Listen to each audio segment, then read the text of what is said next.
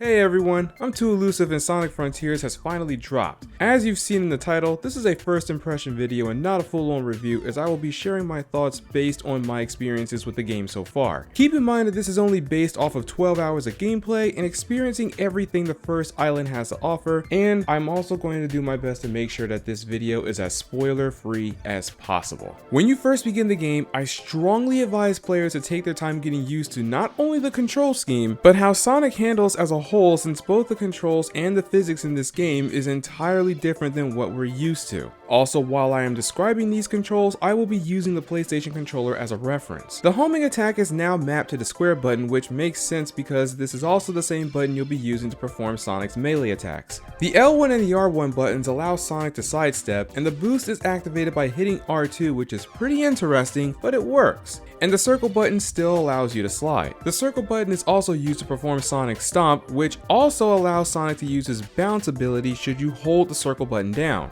Sonic also has access to a parrying move, which can be done by holding down both the L1 and R1 buttons, and parrying does not require any form of timing whatsoever. Sonic's double jump also makes a return along with his drop spin from Mania, which works pretty well in this game. The buttons cannot be remapped in any way, however you are allowed to configure how Sonic handles when he's boosting, turning, his overall speed, and etc., which is a welcoming feature. As for how Sonic handles himself, most of the time it's pretty well. Sonic is quick to respond to the player's input, and speeding along large terrain with the Hedgehog feels pretty fluid for the most part. In fact, Sonic handles so well on the main island, I ended up spending most of my time just running around and exploring everything that I could possibly get into, which is a good thing since that is what you're going to be doing throughout most of the game. Unlike the previous boost formula entries, Sonic has more of a freeform approach, allowing the player to move however they want and when they want, something that the Adventure series is highly praised for. Now when you're running around and exploring these islands, you're going to collect a lot of items which will be used to power up Sonic in a number of ways or serve as tokens in order to progress the main story. Just to give you an example of what I mean, collecting items like the Seeds of Power or the Seeds of Defense will be used to increase Sonic's attack and defensive stats, while the Power Gears are needed to complete your overall objectives. There are more items that can fall into either category. This is just to give you an idea of what I was talking about. Speaking of making Sonic stronger, the Hedgehog can also acquire skill crystals. Collecting enough of these will earn Sonic a skill point, and those can be used to teach Sonic some pretty useful techniques that expands his fighting capability, making the Hedgehog a lot more deadlier once you've unlocked all of his skills. It's here I should also mention that Sonic can increase his speed and rain count should you meet the conditions to do so.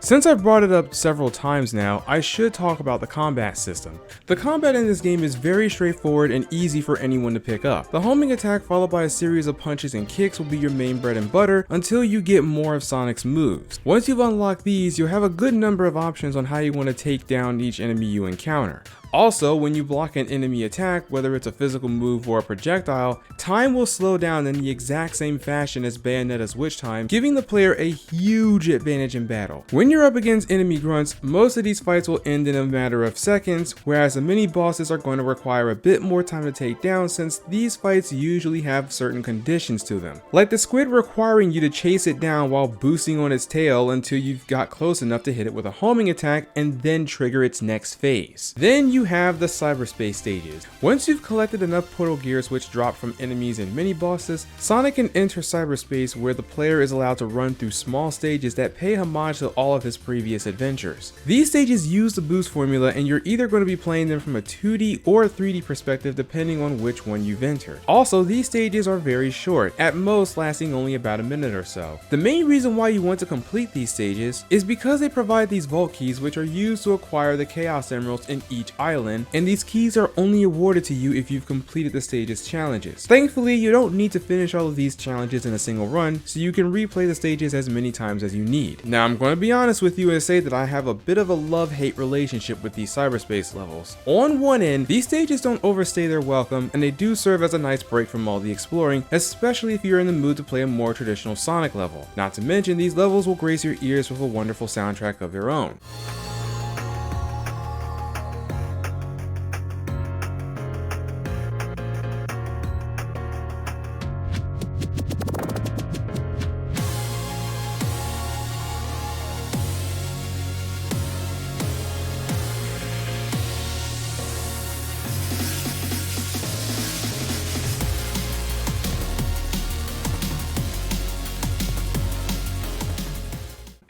However, I can't say that I am a fan of the physics used for these zones. In the 3D stages, Sonic feels a bit loose, making it difficult to perform some precise platforming in some areas. Meanwhile, in the 2D stages, Sonic feels sluggish and very floaty, which is a bit too off-putting for my taste. The only good thing I can see with his speed being reduced so heavily here is that players will have an easier time reacting to everything they see as they're running through the stages. But if you're someone who is used to Sonic games like myself, it may feel a bit unnatural. Also, while this does not happen often, I am slightly amused that this loop glitch kinda came out of nowhere. If I have to say which type of cyber stage I enjoy more, it's without a doubt the 3D one, since despite how loose he feels there, I can still have a blast running through all of those levels. Finally, there's also the fishing minigame. If you really need a break from everything but still want to have some kind of reward for not playing the main game, fishing is a great idea. Not only is this minigame accompanied with good music to match, but it's also very easy to play. Plus, each time you get a catch, you earn points which can be converted into several useful rewards. Like I said, it's a great way for players to take a break while still making progress in their growth at the same time. Now, as far as how Frontiers holds up on the Switch, I won't mince any words here, it's okay at best. Performance-wise, the game holds up pretty well, as I did not have any noticeable hiccups that would turn out to be a massive deal breaker, even during certain sections of the game that will push the Switch to its limits. On the other end, it does not look nearly as beautiful as the other platforms it's played on. Textures pop in and out constantly, the draw distance is very close to Sonic, so you can expect a lot of items to load in as you're moving around, and those items also include rings and platforms you could be looking for, and some of the effects that would appear in greater detail, like the water reacting to Sonic as he runs through it, is not gonna happen too much here. While it is not the worst Switch port I have ever played, I can only suggest it to those who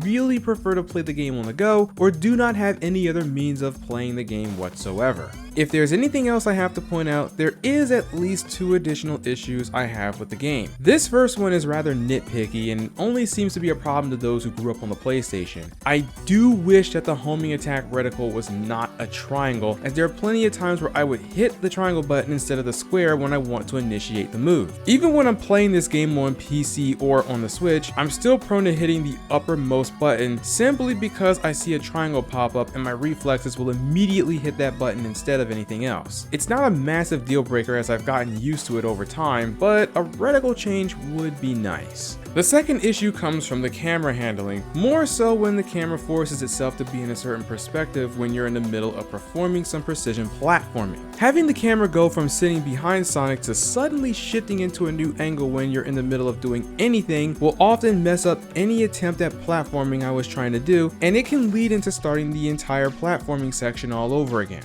It's not too often that this happens, but it does occur enough to where I need to bring attention to it and make other players aware of its existence.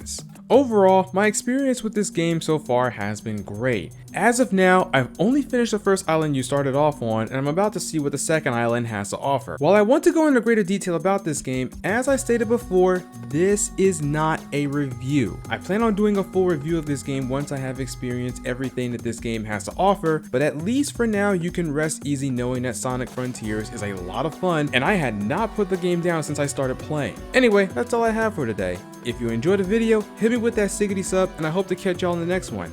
Later!